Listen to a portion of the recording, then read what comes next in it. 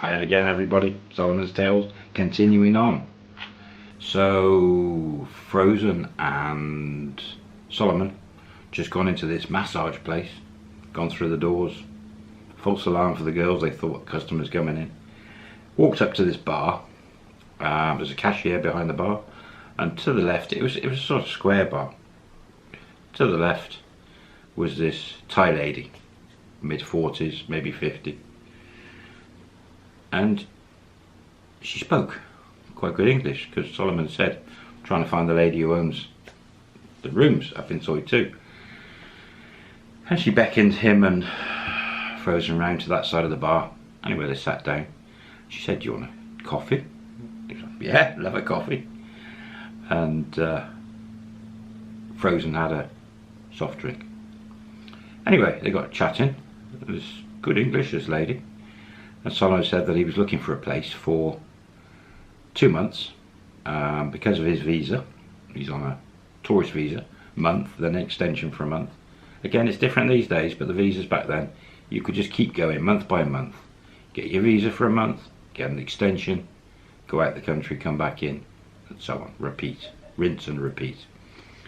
So he explained to this lady about his visa, so he's looking for a room for 2 months, and then he's got to get himself a motorcycle, scooter.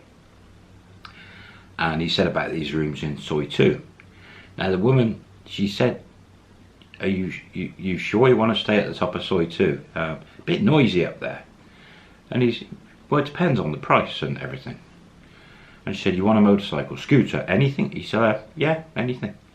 She said, Honda Wave 125, have electric, button start, be okay? And he's like, again, if the price is right, 2 months, yeah.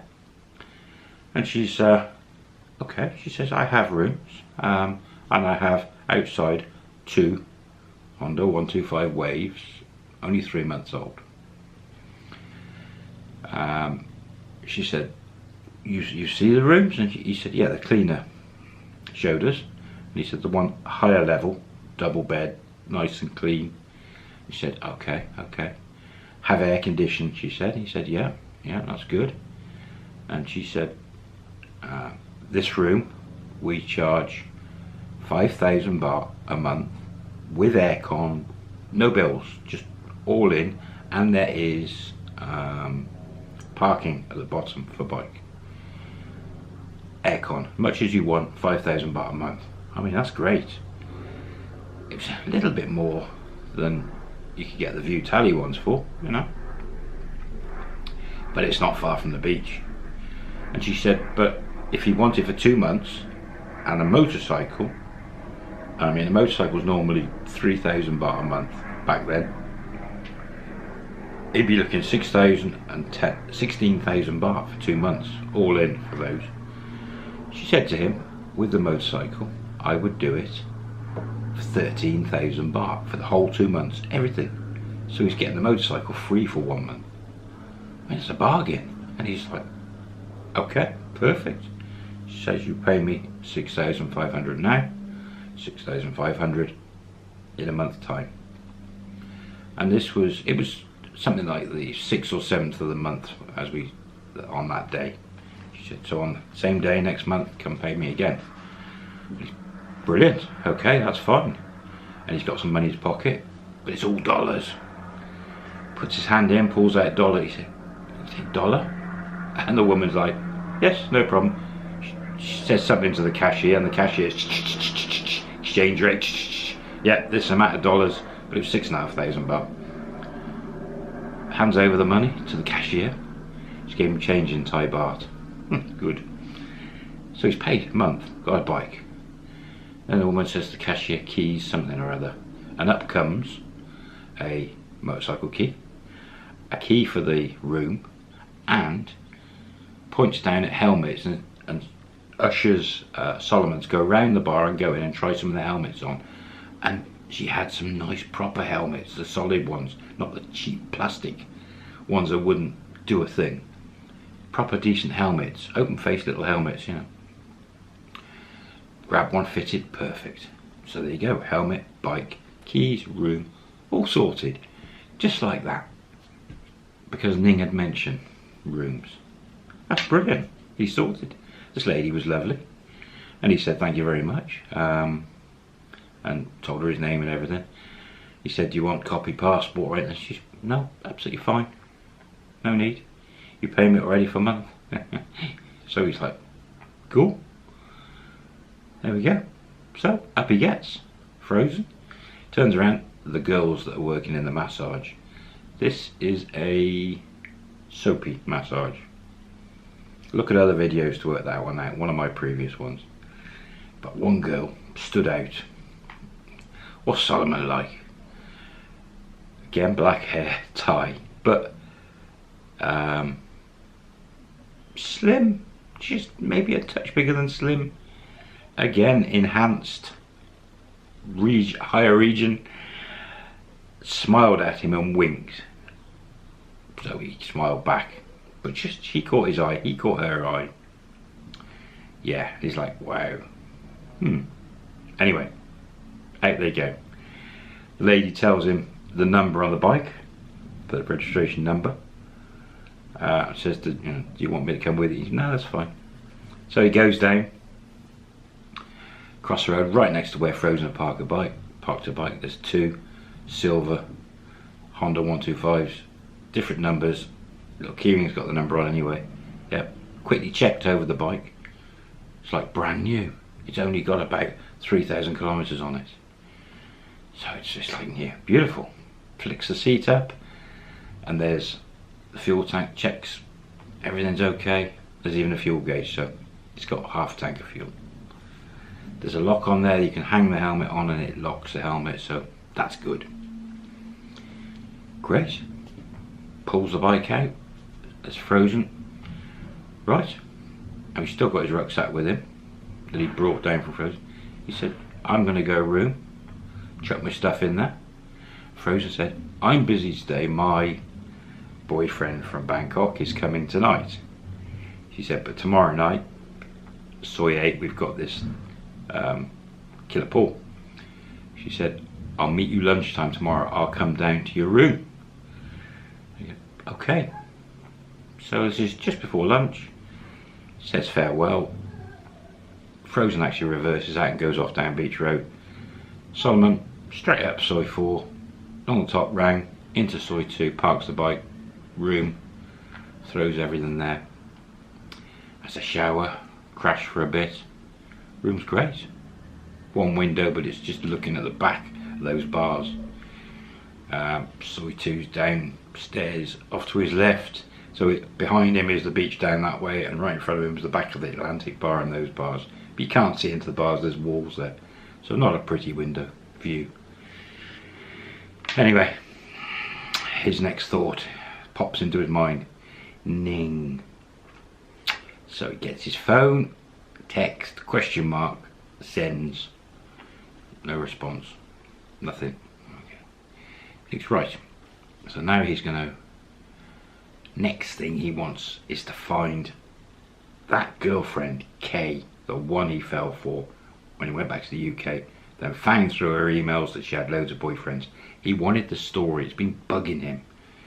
And he saw her down at a bar on the beach road, pretty very close to Soy 4, just a couple of bars along. He thinks, I'm going to go, and just on the off chance, I want to find her, I want to talk to her. This is bugging him. She was great, he likes her, but when she started asking for money, and he managed to get, flukily, someone had said, a lot of these Thai girls back then, 15 years ago, they get an email from an email cafe, and the guy sets the password to password or 1 2 3 4 5 6 7 8, and he tried that, and that's how he got into her email. Found out she had 4 or 5 guys sending her lots of money, and that's when he finished with her. But he wants to know why she does this. He was like, he thought he knew everything about Thailand, but he didn't. He wanted to know why these girls, some of these girls who worked in bars, why they had all these multiple boyfriends, why were they juggling them, all this. Anyway, he thinks, right, I'm going down there. Jumps on the bike, straight down Soy 2 to the beach, flicks around the corner and goes along. It's only a few hundred meters. It's and there's about 3 bars. And he pulls in, it's lunchtime, pulls in, sat there for a second and looking in, and it's left-hand bars where he saw her last time. Sure enough, it's like, it's fate. This had to happen, this conversation. She's there, sat at the bar. There's a couple of other bars, a couple of people there, but they're just really small bars on the front. Looked like they were going to be knocked down soon and something else built there, sort of bars. But there she was. That's just fate, she's there. Gets off his bike, puts his helmet on the mirror,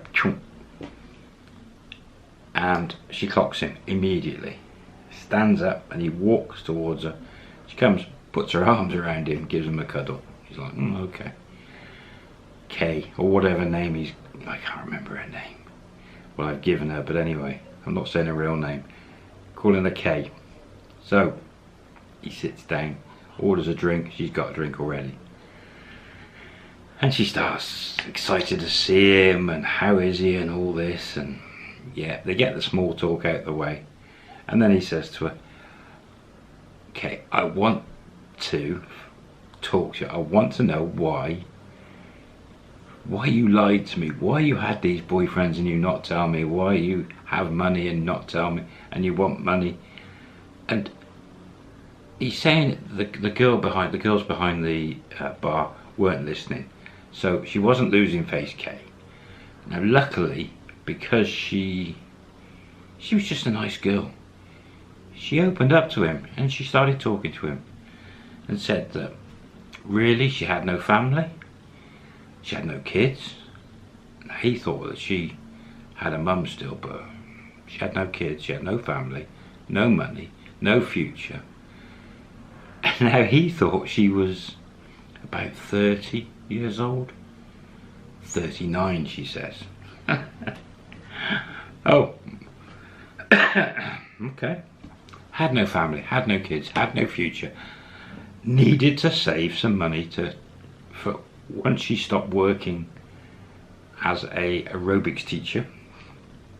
She needed enough money that she could support herself or find the right husband. She didn't want Thai, she wanted a foreigner. Find the right husband that would give her significant, life-changing money or life. And she was open with him. Now, then he bought her a drink and he was saying to her, thank you, you know, for telling me the truth. Now, what is happening in your life now? You know, you're doing this because I understand, but you're lying to the guys because you're running 4 or 5 guys. That's not good, and it's not good karma. And she's like, you have to do what you have to do. If you've got no proper job or money, it's just got to be done. She's looking after herself. None of the guys that she's stringing along would look after her. They'd drop her like Solomon had at a drop of a hat. So she said there was no future, no guarantee. However, there was the Danish guy that she'd now been seeing for a while, and she says he's coming back in a few weeks and he wants her to marry him and go back to Denmark. And Solomon was like, wow, are you going to do it? She said yes, he's got lots of money, really nice guy, but he's 65, 64, a lot older. Solomon was like, oh, okay. I mean, Solomon wasn't thinking about getting back with her. He just wanted to try and understand what she was about. Anyway, she says, so I'm going to probably marry him. He's coming back. If he comes back, then so be it. So Solomon and her, they chat a bit more and he learns a bit more little details, and he says to her, I'm back here for a couple of months. If you're always at this bar, maybe I'll drop by and catch up with you for a drink the odd day. And she said, yeah. And he got a number. So he was at peace with that. He was understood a bit more. He's learning every day in Asia about everything. And he was happy. So he finished his drink, paid for the drinks, said to her thanks. She sort of indicated that she was quite happy to go back to his room with him, and he's like, no. and he said goodbye, jumped back on his bike. We'll leave it there. Some good stuff for Solomon. He's learning. He's not there for hedonistic.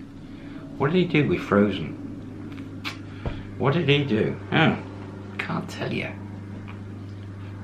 Fill in the blanks. I'll catch you on the next series, next one, and take care. Have a good day. Don't forget to share, like, thumbs up, hit the button, subscribe, and you can always hit that little bell if you want to get notifications when I upload the videos. See you soon. Bye bye.